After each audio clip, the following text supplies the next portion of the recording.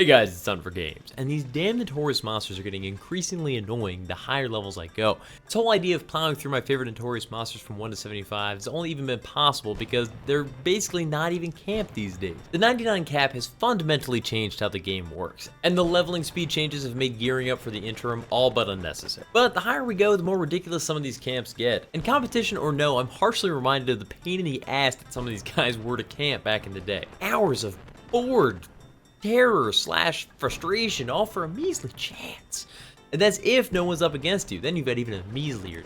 Is measlier a word?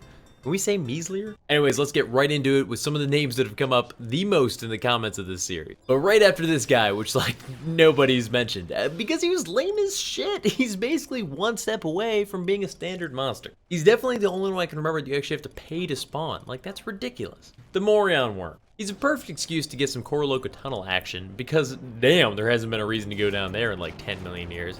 Summoner Burns. They were pretty awesome. He had one of 6 question mark spawn points spaced across the whole damn zone, and trading in an iron ore would get him to pop. He also had a chance to drop the iron ore that you just spent on him, but it didn't happen enough to like always even out. Anyways, the Morion Tathlon was his claim to fame, which didn't sell for that much. I mean, my little black mage had one, so it could not have been that expensive. It was one of those notorious monsters you camped as long as your iron ore is held out, and then you're like, guess that's it for today. He could swiftly become a negative investment considering he's actually like cash money to pop it.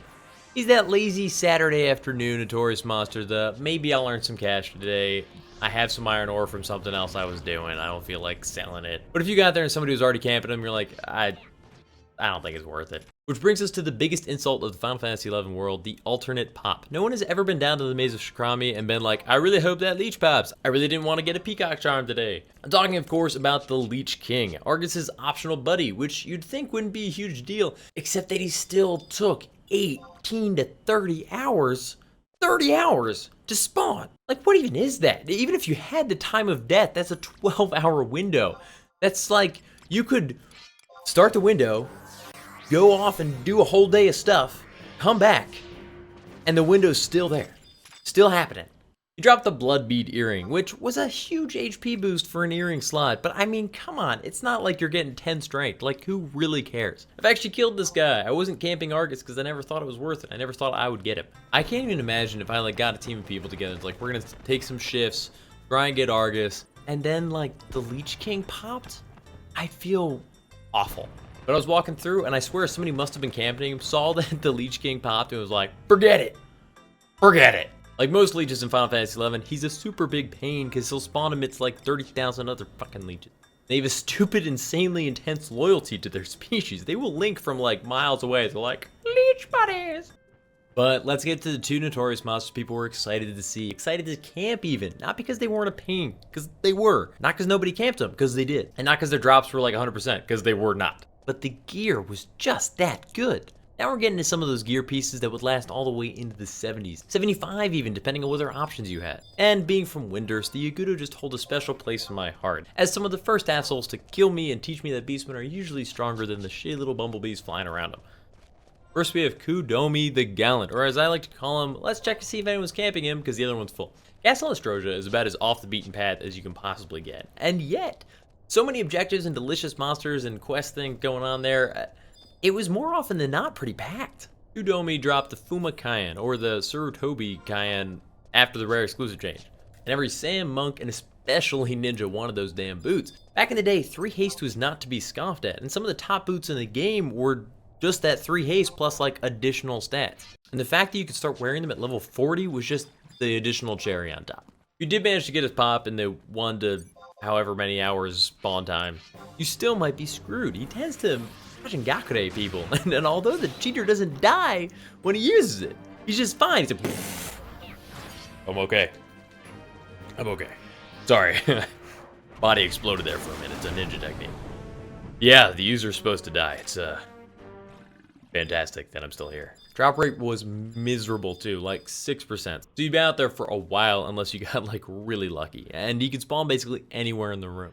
Chances are, though, this guy was an afterthought too, because we all know he'd really be out here for. Right around the corner was everyone's favorite, me, Deji the Punisher. A name that should be scarred into your brain if you've ever even thought about leveling ninja, samurai, and especially monk. Dropped the Ochudo's Kote, or eventually the Ochamusha Kote, which was one of my favorite pieces of gear ever. I was so proud to have those damn Ochamusha Kote. 20 attack, regardless of the -5 evasion, was ridiculous on a hands piece.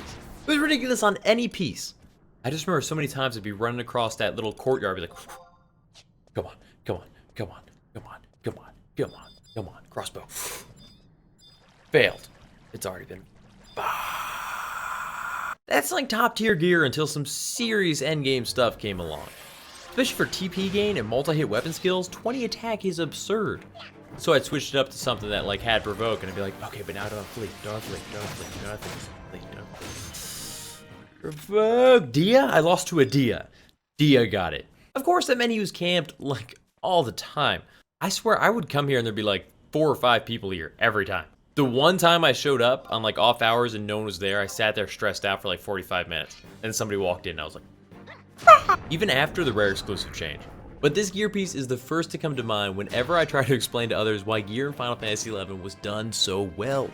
This was gear that made you want to level another job. I leveled Samurai because I got him for Monk, and then I was like, you know what, I've got him.